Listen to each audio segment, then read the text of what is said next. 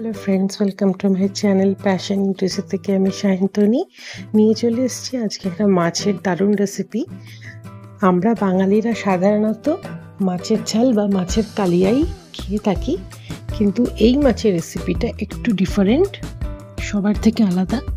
আমি মাছের রেসিপিটা খেয়ে বানিয়েছি, চলুন দেখি। প্রথমেই আমি কড়াতে পেঁয়াজগুলোকে ছাঁকা তেলে ভেজে নিয়েছিলাম। তারপরে আমি পেঁয়াজগুলোকে নিয়ে মিক্সারে দিয়ে দিয়েছিলাম। পুরো পেঁয়াজটা আমি দিয়ে দিয়েছিলাম মিক্সারে। তারপরে আমি একটা দারচিনি,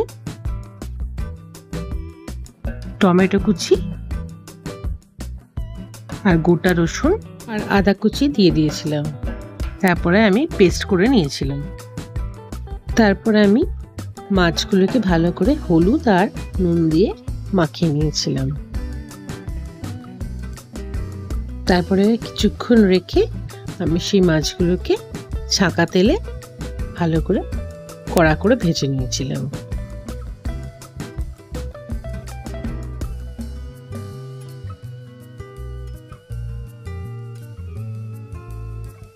মাছগুলোকে আমার ভালো করে ভাজা হয়ে গেছে।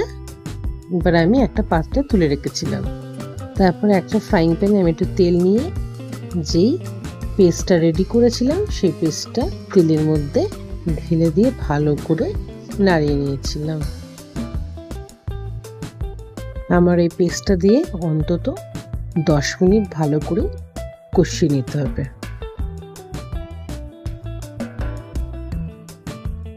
তারপরে আমি চাপা দিয়ে দিয়েছিলাম।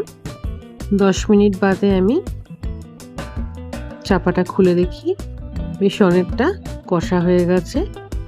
তারপরে আমি ওর মধ্যে ভাজা মাছগুলোকে দিয়ে দিয়েছিলাম।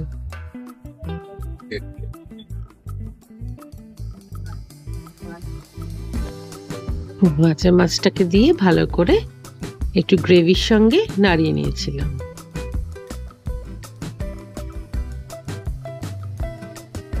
আমার মাছটা ফুটতে শুরু করে দিয়েছে। এরপর আমি এর মধ্যে কটা কাঁচা লঙ্কা দিয়ে দিয়েছিলাম। ভীষণ একটা দারুণ গন্ধ বেরোচ্ছে। আমরা বাড়িতে একরকম খেয়ে যখন একটু বোর হয়ে যাই তখন এই মাছটা বানিয়ে ফেলতে পারবেন।